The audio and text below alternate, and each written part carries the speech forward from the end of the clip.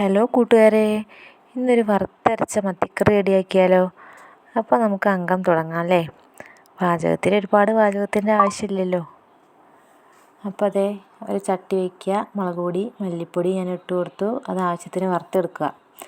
എന്നിട്ട് മീൻകറി വയ്ക്കുന്ന മൺചട്ടിയിലേക്ക് ആ പൊടി ഇട്ട് കൊടുത്ത് മഞ്ഞൾപ്പൊടി ഉപ്പും ആവശ്യത്തിന് പുളിവെള്ളവും ചേർത്ത് തിളപ്പിക്കാൻ വയ്ക്കുക.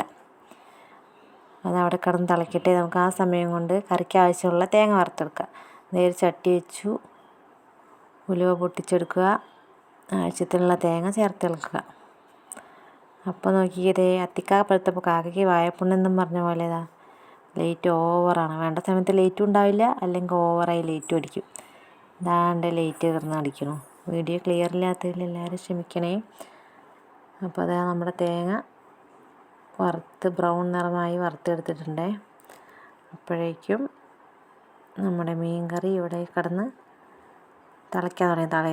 തിളച്ച് വരുമ്പോൾ നമ്മളെ മത്തി കഴുകി വൃത്തിയാക്കിയ കുട്ടപ്പ മത്തി അതിലേക്ക് ഇട്ട് കൊടുക്കുക, ഒന്ന് ഇളക്കുക, അടച്ച് വയ്ക്കുക. വെന്തതിന് ശേഷം നമ്മൾ നല്ല കുറുകിയ ചാറോട് കൂടിയിട്ടുള്ള മത്തിക്കറി ഇവിടെ തയ്യാറാവുകയാണ് സുഹൃത്തുക്കളെ. അപ്പോൾ നമ്മൾ വറുത്തരച്ച തേങ്ങയുടെ അരപ്പ് ചേർത്ത് ഇളക്കി കൊടുക്കുക. തിളയ്ക്കുമ്പോഴേക്കും നമുക്ക് ഉള്ളി മൂപ്പിച്ചെടുക്കാം. എൻ്റെ ചട്ടി കണ്ടിട്ട് നിങ്ങൾക്ക് ആർക്കെങ്കിലും ബോധക്ഷയം വരുന്നുണ്ടോ? പക്ഷേ പേടിക്കേണ്ട, സാധാരണക്കാർ ചട്ടികളൊക്കെ ഇങ്ങനെയാവും മക്കളെ, ഇങ്ങനെയാവും. ചട്ടി എടുക്കുക, എണ്ണ ഒഴിക്കുക, ചെറിയുള്ളി കുനുകുനാരിഞ്ഞ് ഇട്ട് കൊടുക്കുക, ഇളക്കുക.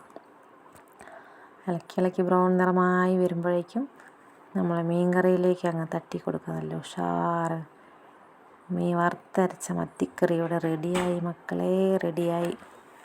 അപ്പോൾ ഇഷ്ടപ്പെട്ട എല്ലാവരും ഒന്ന് ലൈക്ക് ചെയ്യണേ, സബ്സ്ക്രൈബ് ചെയ്യാൻ മറക്കല്ലേ.